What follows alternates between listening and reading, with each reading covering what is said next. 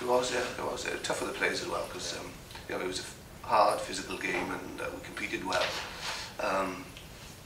It was always going to swing on one or two key moments.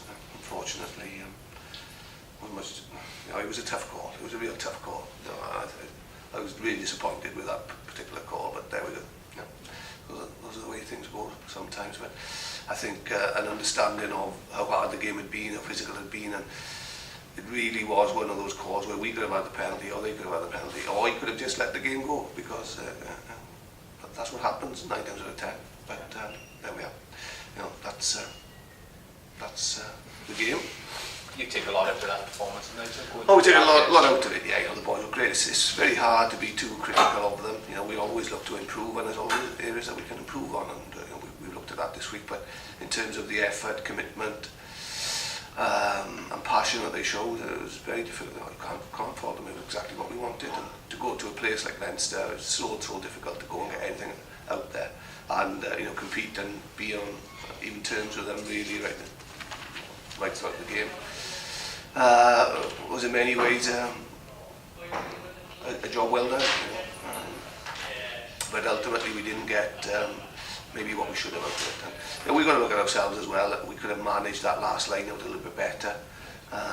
You know, I think we got a bit spooked there, and the ref said that, you know, it had stopped once, and we reacted straight away where we had a bit more time. So you know, that's a little bit of experience again that we need. Key moments not coming through for us, and you know, that's a constant work on for us. But yeah, so we took the chance out of our own grasp really to deliver a better result, and you know, then that final decision went against us, unfortunately. How would you view the league situation? You know, they give us 6 points now behind Glasgow going forward. Yeah, what's anything to play for, quite frankly. You know, I think if we look at our points tally against the same teams last season, we're a point ahead of that.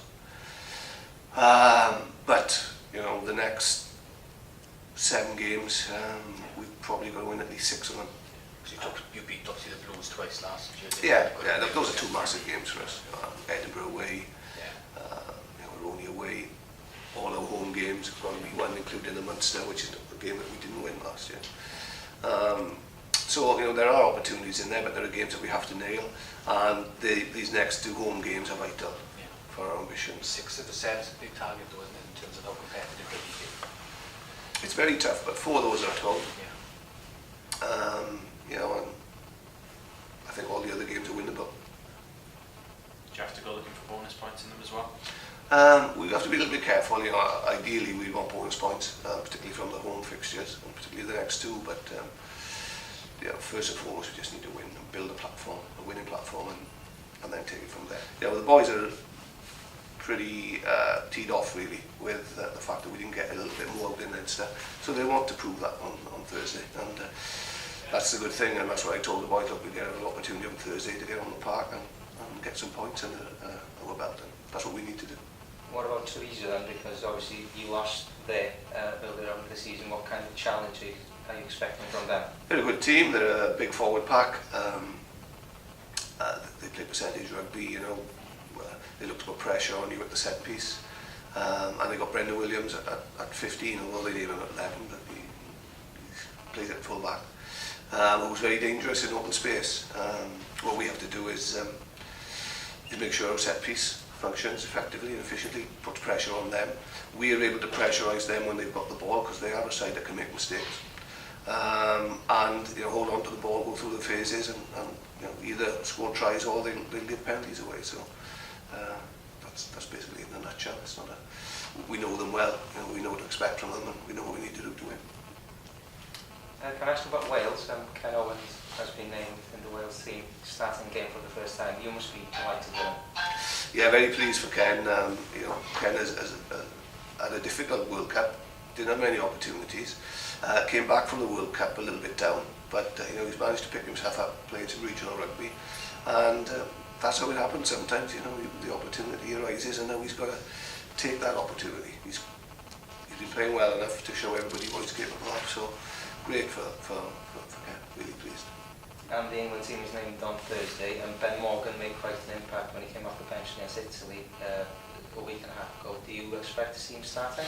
That's the dilemma they've got, I think, because he's made such an impact coming off the bench when the games are broken up a little bit more. Do you start him where games are a little bit tighter? So I don't know. It's a dilemma I think they've got, and it's one they have to come to terms with. Having said that, I don't think England can just tread water against Wales. I think they're going to have to go out there and play against them, and Ben will give you that go forward. So that's what coaches get paid to do. And George North has been passed there. It's a big sigh of relief from you and probably from the rest of Wales as well. Yeah, pleased for George. He's obviously got a bit of a niggle in his ankle, and that's been reoccurring. He'll probably be disappointed with the short time he had on the field. So he'll be looking to put in a big performance. Declan Jenkins this morning has announced that he's leaving the Blues to go to France at the end of the season. Another international player leaving to go to play in France. Is it getting tougher and tougher for you to keep a hold of your players? I think it's a subject that's on a lot of airtime at the moment. I think there's a review into the game in Wales, which is fundamental really to moving us forward, and once we know where we are with that review, we'll probably have a better idea of where the game needs to move forward in Wales. But I think the review is a good thing. It's focused on the sustainability of the game in Wales, making the national team, the region successful, and holding on to our best players in Wales. And with those as the objectives of the review, I think it can only be good for the game in Wales. It's quite a disruptive time at the moment. You've been playing a Thursday night game, a Friday night game, another midweek Thursday night game. You've got all your players kind of all over the shop. Yeah, well, how do you kind of deal with all that disruption? It's coming. I mean, we were just about to go into the team meeting to name the team today, and we had a call from Wales saying who they were releasing, which threw us a little bit. So, that's it. There are issues like that to deal with, but you just get on with it. I think it's been a theme of ours as a group, not only off the field but on the field, is to be able to adapt to the situations and not panic too much, not worry too much, because things do change and we're just going to deal with it. And that's another example of something that we have to deal with and get on with it really. So yeah, it's not as smooth as you'd like it to be, but that's life, isn't it? We all wish life was a bit smoother than it is, and it's not, so we've got to deal with it.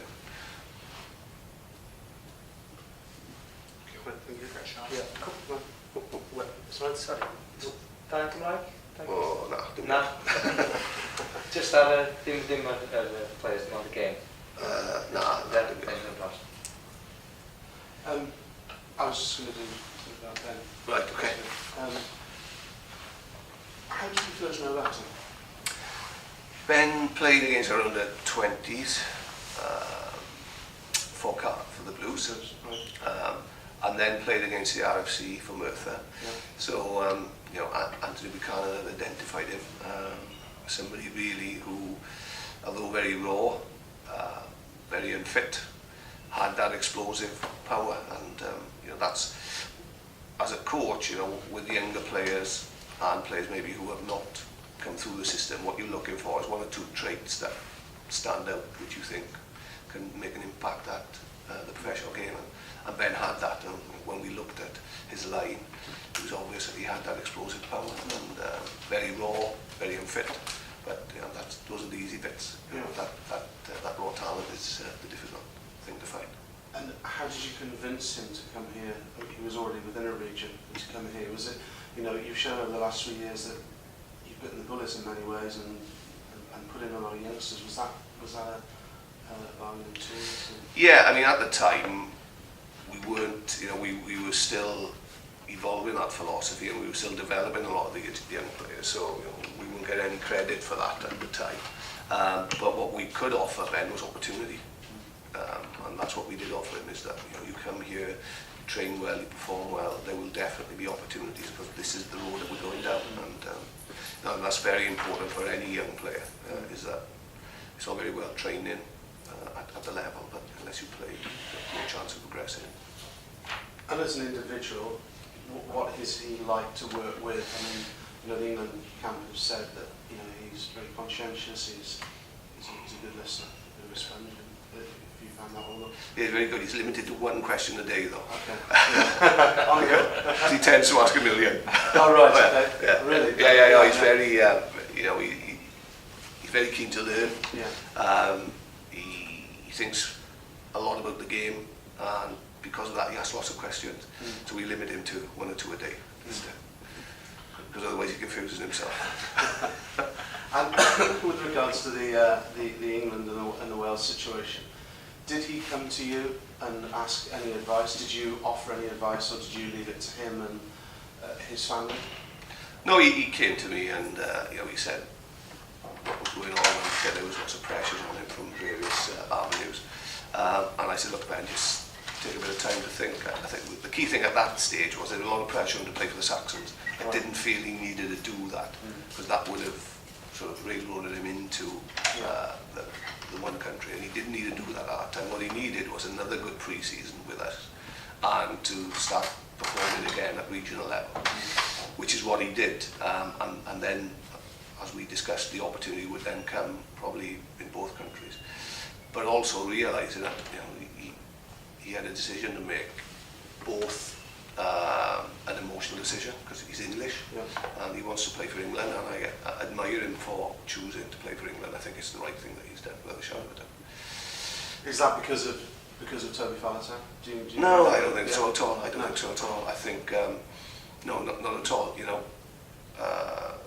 Ben has got different qualities to Toby. Don't underestimate Ben. He hasn't played as many international games as Toby, but you know, he's played as many regional games, if not more, and he's proved his worth. And I think that no, that wasn't a consideration at all. I think at the end of the day, he's an English boy. He wanted to play for England. Brilliant, you know. That's exactly what he should have done, in my view. There was obviously professional considerations, and you know, when he weighed it up, you know, that would have been difficult as well, because where would most of his opportunity have come from? Who knows? You know, we don't know. But and how much stick does he have? A fair bit, yeah. He gets a fair bit of stick. He gets a fair bit of stick anyway, Ben. Even more so now. Does he? And is he good at taking that? Does he take that well? Yeah. What when you say he gets stick, is he a central part of the figure in your squad in terms of his character? You know, is he a popular lad? He's very popular, yeah. He's a very likeable guy. You know, he's a nice guy. And I think one thing about Ben, with quite a few of our other players who are coming through as well, is that they haven't been involved in the academy. They haven't had it easy. It's been difficult for them. Ben has done his apprenticeship as a plumber. And what you tend to find with those guys is a lot more rounded as individuals to start with, because they've had to be. They've had to connect with other people and, you know, and work hard to get to where they've got to. And when the opportunity comes along, they tend to be a lot more appreciative of it. And that's certainly the case with Ben. And he's just an all-round nice guy, you know. And he's fitted in well here because of that, I think. And you know, we were just alluding to earlier about the number of players that are leaving for you know, what people will say they're leaving for the money. When that door shuts, if it's been shut to younger players, it suddenly opens, doesn't it? And Ben's come in. It's what he's done an example to others that, you know, there is opportunity in Wales. You don't have to go abroad. You can have an opportunity in Wales, and you can, there's a platform. Yeah, and absolutely. And as I said earlier, I think we promote that opportunity, because from my experience, when you bring players who have got those 1 or 2 things that you have to identify, and that's part of your talent ID, and they're not always obvious in certain positions, you know, but that's something that's a bit of a black art. Yeah, I think we do that pretty well. Bring them into the right environment, then 9 times out of 10, in my experience, you know, they will grow and become good players. And that's what we've been able to do, and give that opportunity. And one of the things that we have to do, because we have to do things differently, you know, I've been quite clear in saying in the past that we can't compete with the teams who play in Europe on a financial level. We can't, well, not only us, none of the regions of Wales can. So we have to do things differently. There has to be something different about how we do things. You know, I believe the infrastructure that we have in this region is as good as anywhere in the world. And what I'm talking about there is our connection with our Premiership clubs, their connection with their junior clubs, the connection between the coaches in that, the facilities that we have here, our academy system, and the people that we have working here, all of that is as good as it gets, I think, and that's our strength, and that's how we can be reasonably competitive and want to be more competitive with the top players in Europe. You know, we do invest heavily in that side of it. So in a strange kind of way, this international series of games now, while a lot of other regions and teams kind of bleat about it, because you actually quite enjoy this, don't you? Because it gives you an opportunity to bring in half a dozen to almost a dozen players that you've worked hard on to bring through and get to this level. Yeah, it does, and it's been interesting at times, because when the other players have come back, selection hasn't been easy, you know, because the boys have gone so well. So, and that's growing the strength in depth within the squad. We've still got a long way to go. You know, there are challenges ahead financially with the resources, and you know, we're going to have to react to that, and we're going to have to be prudent, and we're going to have to make sure, and I'm going to have to make sure that we put the best possible squad together in a balanced fashion moving forward. Do you think the people that pay the turnstile will understand that as well? I think most reasonable, balanced supporters do. I think they all understand budgets, and they understand the financial restraints that. Because the levels of expectation are going to have to come down.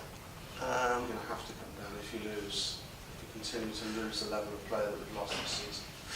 That's a challenge. It is a challenge, but you know, from my point of view, as I said, because of the infrastructure that we have here, we will challenge ourselves to get better. You know, there's no way we want to go backwards, and there's a lot of momentum here. I think any young player out there knows that they can come into this region, and 90% of the time we make them better players, and they will play regional level, and that's what we do well here. Part of my role is not to limit people's expectations, either inside the squad or outside of the squad. Because if you do that, you're dead anyway. So, and I won't do that. And I expect more from my players. I expect more from my team rather than less, regardless of anything else. Really.